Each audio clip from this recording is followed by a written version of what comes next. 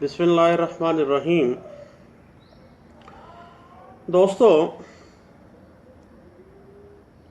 CPC 1908 में एक बहुत अहम प्रोविज़न है, सेक्शन 115, जो कि रिवीजन से मुतल्लिका, जिसको हम आसान ज़बान में निगरानी कहते हैं, उससे मुतल्लिका है।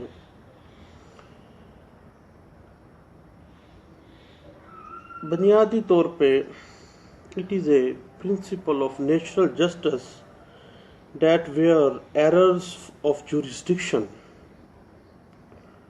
are committed, they should be rectified at his earliest opportunity. Natural justice इस चीज़ का तकाजा करता है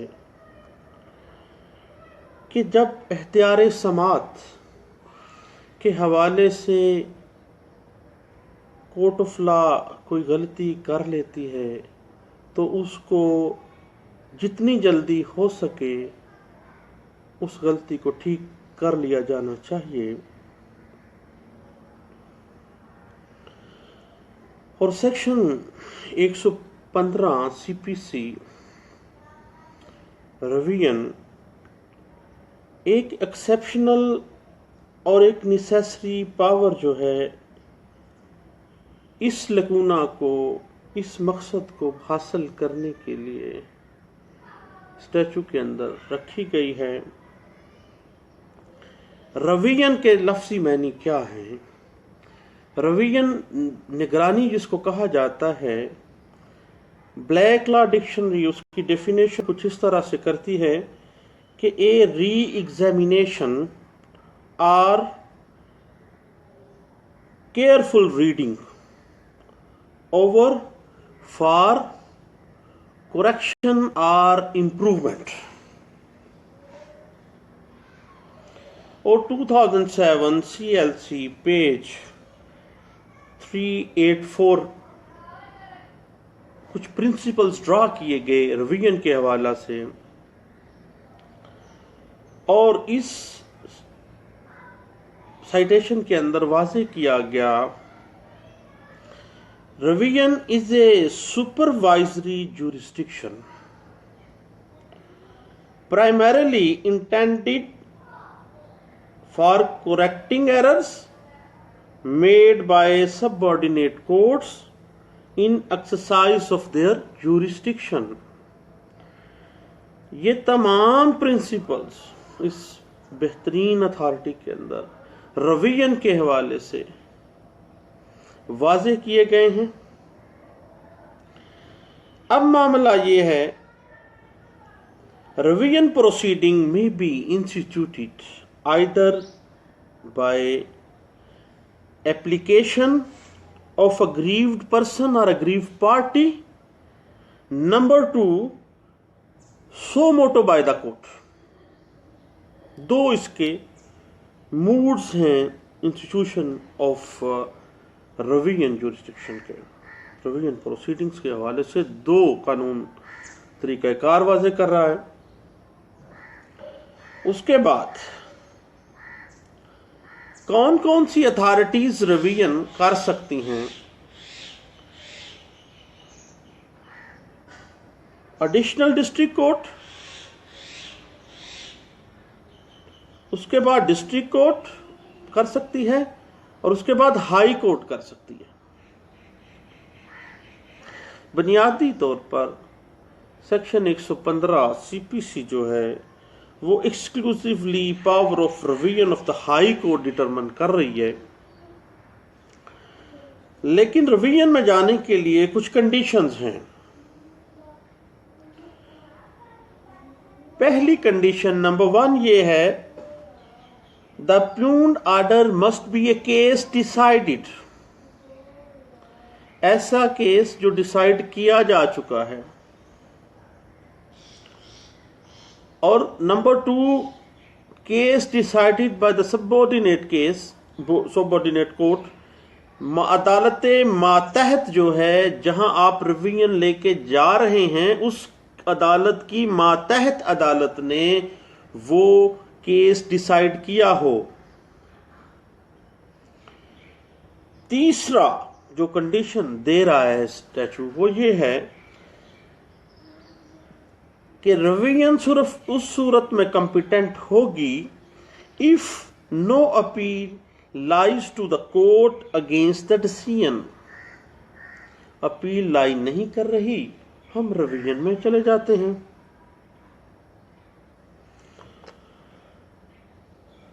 जब ये तीनों कंडीशंस पूरी कर ली गई हैं तो हाई कोर्ट जो है, हाई अप कोर्ट जो है वो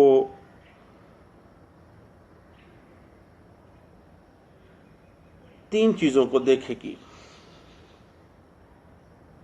पहली चीज ये देखेगी हाई अप कोर्ट कि subordinate court has exercised a jurisdiction not vested in it. उसको इख्तियार समात हासिल नहीं था। नंबर 2, failed subordinate court failed to exercise jurisdiction vested in it। जो इख्तियार समात उसको सबऑर्डिनेट कोर्ट को दिया गया था, उस सबऑर्डिनेट कोर्ट ने, मातहत अदालत ने उस इख्तियार समात को इस्तेमाल नहीं किया। जो तीसरी कंडीशन फुलफिल होनी चाहिए, subordinate court acted in exercise of its jurisdiction illegally और विद मटेरियल इर्रेगुलरिटी। जो जुरिस्डिक्शन के मुताबिक उसने फैसला किया है वो इर्रेगुलरिटी उसमें पाई जा रही है, उसमें इलीगलिटी पाई जा रही है। बहुत ही टेक्निकलिटी है इसके अंदर। और रिविजनल जुरिस्डिक्शन जो है, ये याद रखने के काबिल बात है कि डिस्क्रिशनरी इन इट्स नेचर है, अदालत की टोटल डिस्क्रिशन के ऊपर है। रिस्ट्रिक्शंस कौन कौन सी हैं on the power of the court under section 115 of CPC 1908?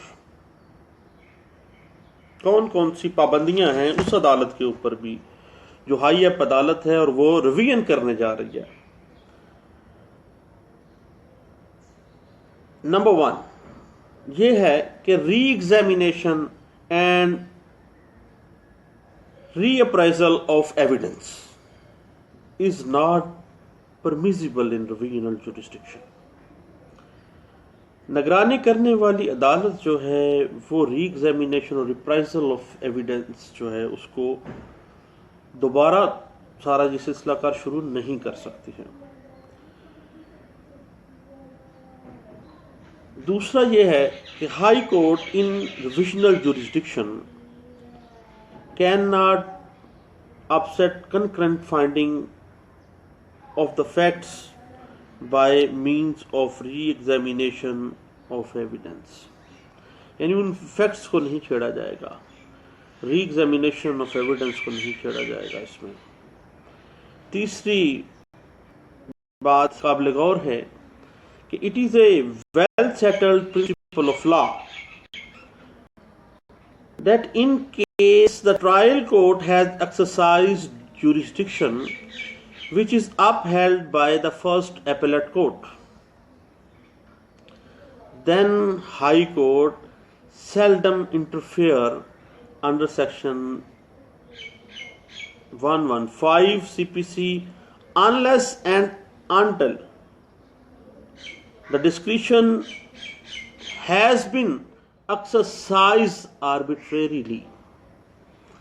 इर्रेगुलरिटी के साथ और इलीगैलिटी के साथ जुरिस्डिक्शन जो है वो इस्तेमाल की गई है, देन हाई कोर्ट निगरानी के अंदर उस एरर को दुरुस्त करने का इख्तियार रखेगी अपनी रिविजनल जुरिस्डिक्शन के अंदर। निगरानी दायर करने के लिए लिमिटेशन जो कानून देता है, with in 90 days of the decision of the subordinate court, अगर कोई अग्रीव्ड पर्सन है या अग्रीव्ड पार्टी है, वो 90 दिन के अंदर अंदर निगरानी में जाएगी। लेकिन अगर कोर्ट इज एक्टिंग सो मोटो, अगर खुद ही बखुद अदालत को पता चल जाता है कि ये फैसला इर्रेगुलरिटी एंड इलीगैलिटी के of use of jurisdiction of the subordinate court किया गया है, देन उस कोर्ट के लिए कोई लिमिटेशन मुकर्रर नहीं की जाती है। रवियन सिविल प्रैक्टिस के अंदर एक अहम फैक्टर है, एक अहम टेक्निकल इशू है जो हमें आए रोज इसके साथ निपटना पड़ता है, इस चीज को प्रैक्टिस में लाना पड़ता है। तो एक अग्रीव्ड पार्टी के लिए जो लिमिट किया गया है टाइम फ्रेम, उसके हवाले से जो सिक्का बंद अथॉरिटी दी जा सकती है अग्रीव्ड पार्टी की फेवर में, वो है 2016 MLD, पेज है 773, 2010 CLJ पेज है 609,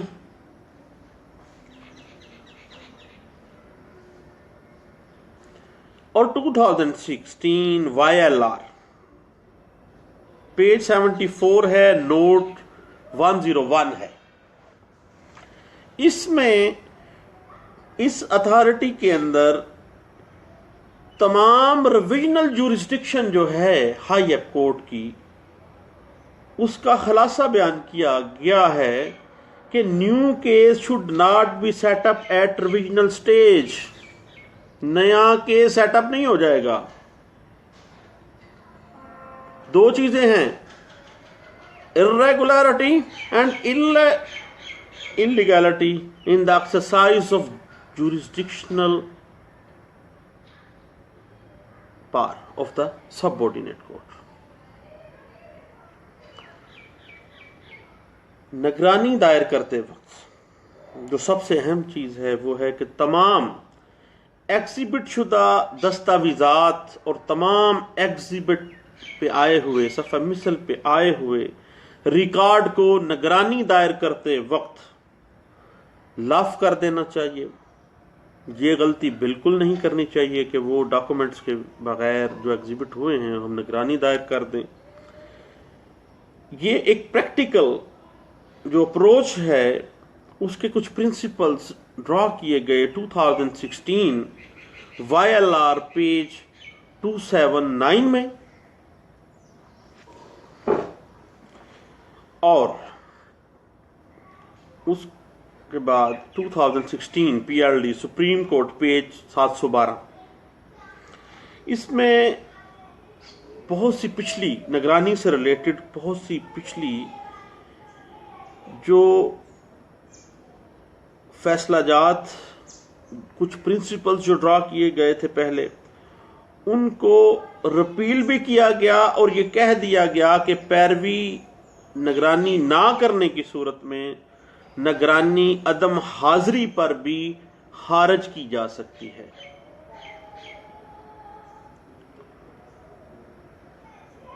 और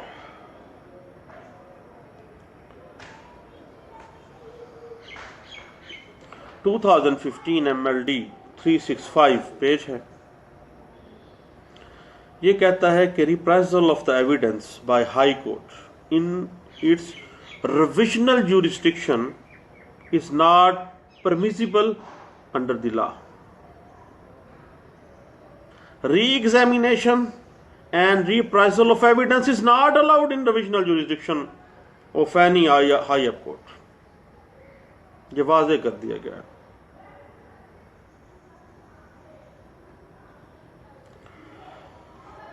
और हाई कोर्ट की जो रिविजनल जुरिस्डिक्शन है उसके ऊपर ऑर्डर 22 सीपीसी अप्लाई नहीं होगा, और किसी पिटिशनर के फौत हो जाने की सूरत में रिवीजन अबेट नहीं होगी।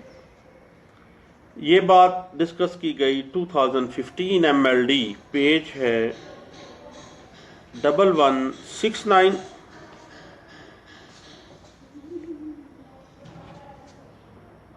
और एक बड़ा टेक्निकल सा इशू है कि अगर कोई order under section 151 of the CPC, inherent power of civil court जारी कर देती है, उस ऑर्डर के खिलाफ रिवीजन मेंटेनेबल नहीं है, क्योंकि वो ऑर्डर अपीलेबल ऑर्डर है।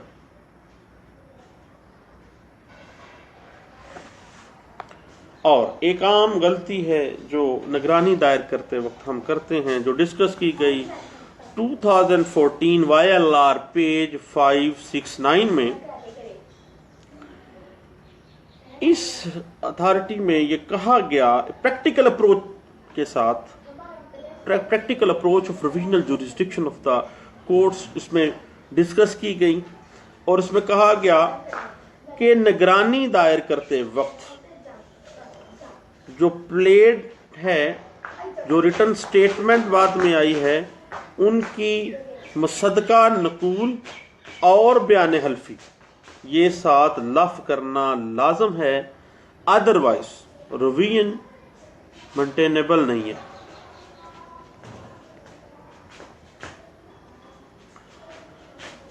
YLR पेज 2564 और उससे पहले सेम प्रिंसिपल को डिस्कस कर रही है जो अथॉरिटी, वो है 2011 YLR पेज है 2718।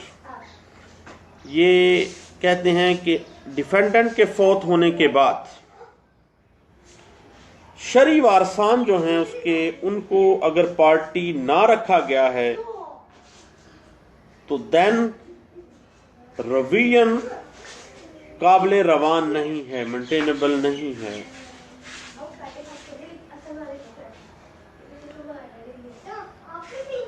और 2012 YLR पेज है 1748 ये वाज़े करता है कि सेशन कोर्ट के जो हुक्म निगरानी है उसके खिलाफ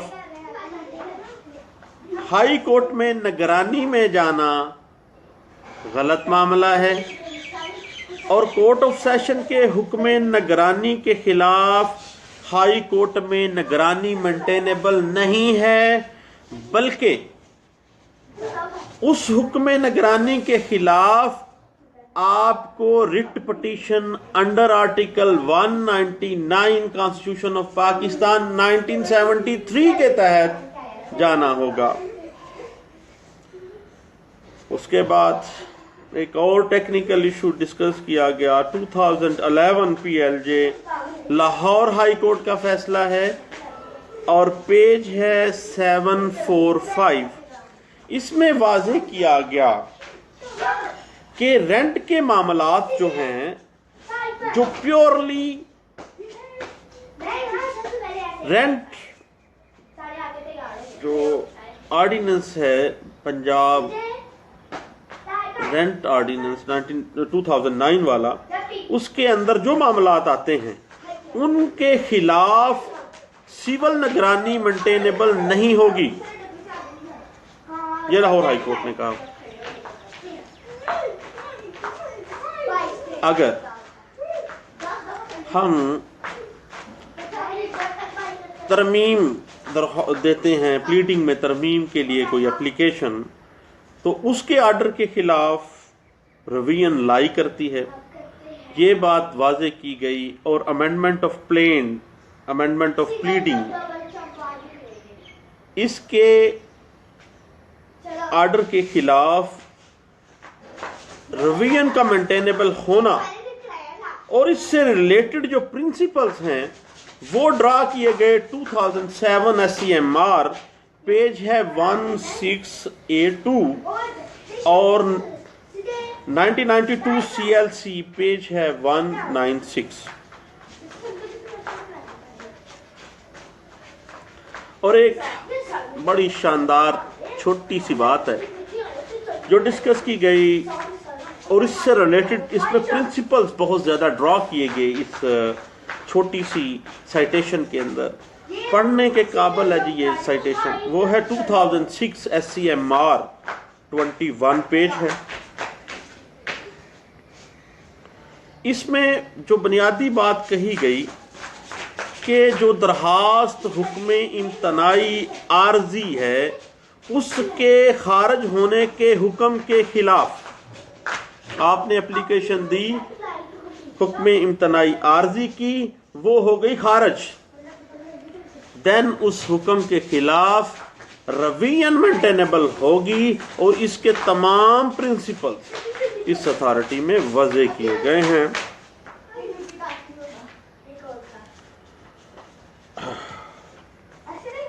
उसके बाद कहा गया कि ज़ाब्ता दीवानी के अंदर अदम पैरवी खारिज होने वाली निगरानी को बरामद करवाने का कोई कानून वज़ा नहीं किया गया।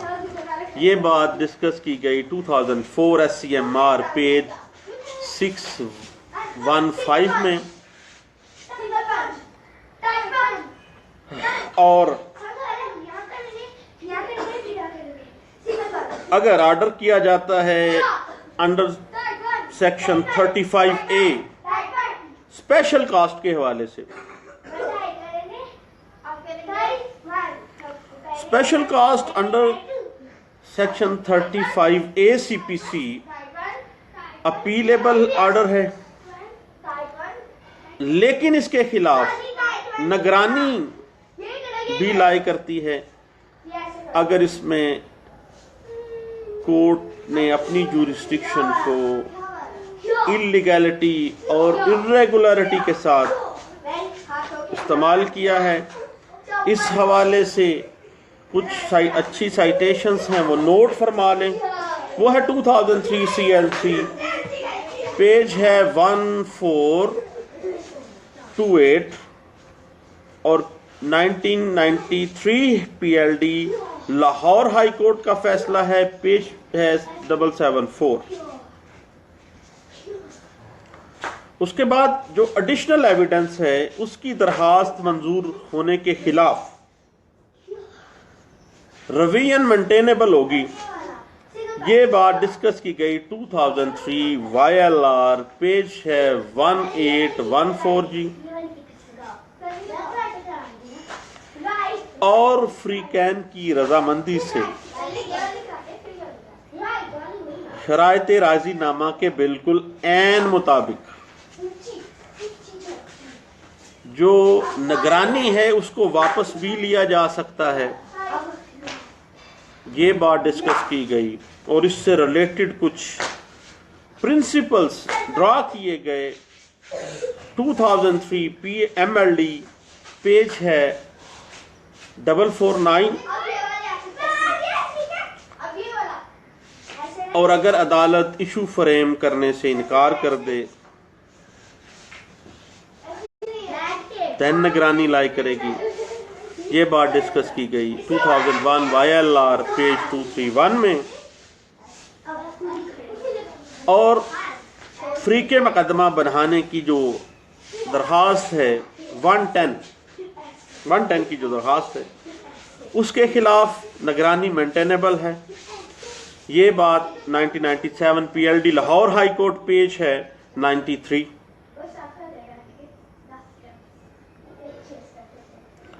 और एप्लीकेशन मनसूही कार्रवाई यकतरफा अगर खारिज हो गई है देन निगरानी मेंटेनेबल है।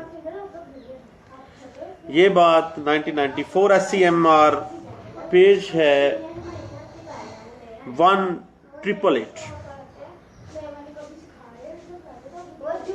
उसके बाद ये छोटी छोटी बातें हैं जो रोजमर्रा जिंदगी में हमें इनसे वास्ता पड़ता है, याद रखने के काबिल है। Order 31, rule 1, CPC related with proper suit. दरखास्त मुफलसी जिसको कहा जाता है, दरखास्त मुफलसी का जो ऑर्डर है वो रिविजनेबल है। ये बात और इससे रिलेटेड प्रिंसिपल्स को पैरावाइज डिस्कस किया गया 1994 CLC पेज 2084 में। उसके बाद दरखास्त तलबी हैंड राइटिंग एक्सपर्ट किसी दस्तावेज पे निशाने अंगूठा या दस्तखत को वेरीफाई करने के लिए जब अगर दरखास्त दी गई है दरखास्त तलबी हैंड राइटिंग एक्सपर्ट और वो खारिज हो गई है, देन ये मामला रिविजनेबल होगा। ये बात डिस्कस की गई 1993 PLD लाहौर पेज है 774 में। और एक अहम बात जो नालायक हमारे जैसे जो वकाला हैं उनके साथ अक्सर औकात होता है, लेकिन मुंशी हजरात खुद ही वो डील करते हैं, वो ये है कि ऑर्डर 9 रूल 2 ऑफ CPC 1908 तलबाना जमा ना करवाना। डाई साहब सुबह बैठते हैं, सबसे पहले जो तलबाने वाले केसेस होते हैं जिन्होंने तलबाना जमा नहीं करवाया वो उड़ा देते हैं जी। सारे केस सुबह बैठते साथ ही उड़ गए हैं। तलबाना जमा ना करवाने की बिना पर अगर दावा खारिज कर दिया गया है तो उसके खिलाफ, उस ऑर्डर के खिलाफ निगरानी जो है बेहतरीन रेमेडी है और वो ये ऑर्डर रिविजनेबल है। अगर अदालत ने गलत इशू फ्रेम कर दिए हैं तो गलत इशू फ्रेम करने के खिलाफ जो आप निगरानी में जा सकते हैं, ये बात डिस्कस की गई 1993 SCMR पेज है 2018। और किसी दस्तावेज को एग्जिबिट ना करने के हुक्म के खिलाफ जो ऑर्डर है वो रिविजनेबल है, निगरानी होगी। ये बात और इससे रिलेटेड जो प्रिंसिपल्स ड्रा किए गए हैं वो एक ऐसी शानदार अथॉरिटी है जो हकीम साहब तो मर जाते हैं और नुस्खा भी साथ ही ले जाते हैं। वो थी 1992 MLD 1368। और अगर बर्डन ऑफ प्रूफ अदालत ने इनलीगैलिटी या इर्रेगुलरिटी के साथ रॉन्ग पार्टी पे डाल दिया है, गलत फ्रीक पे डाल दिया है, तो उस ऑर्डर के खिलाफ निगरानी होगी। ये बात डिस्कस की गई 1986 CLC 858 में। कोर्ट जाने का वक्त हुआ चाहता है। आखिरी बात जो कोर्ट फीस से रिलेटेड है, अगर अदालत किसी दावा पर अजाफी कोर्ट फीस लगाने का हुक्म दे देती है, कोर्ट फीस बन रही है आपकी 2000 या 5000, अदालत कहती है नहीं 15,000 रुपया ही जमा करवाना है कोर्ट फीस का, तो उस ऑर्डर के खिलाफ निगरानी होगी। इस मामले से मुतल्लिका जो प्रिंसिपल्स ड्रा किए गए हैं वो एक सिक्केबंद और बेहतरीन अथॉरिटी है, जिसमें बहुत आसान लफ्ज़ों में आसान तरीके से जज साहबान ने बताया है। वो है 1986 PLD पेज 72 है। ये थी चंद मोटी मोटी और छोटी छोटी सी बातें जो रिवीजन अंडर सेक्शन 115 CPC 1908 को डील करती हैं। एक टेक्निकल सा फैक्टर है, मैंने सोचा दोस्तों से गपशप लगा के इसको क्लियर किया जाए, थोड़ा सा इसको शेयर किया जाए। मैंने आप लोगों का कुछ टाइम वेस्ट किया होगा। जो दोस्त कहते हैं कि जी टाइम वेस्ट होता है, वो इग्नोर कर दें, नज़रअंदाज करें, आगे चलें जनाब, छोड़ें। और अगर ज़्यादा कोई मामला हो तो मुझे वैसे ही अनफ्रेंड कर दें या मुझे ब्लॉक कर दें जनाब। आपका शुक्रिया, थैंक यू, अल्लाह हाफ़िज़।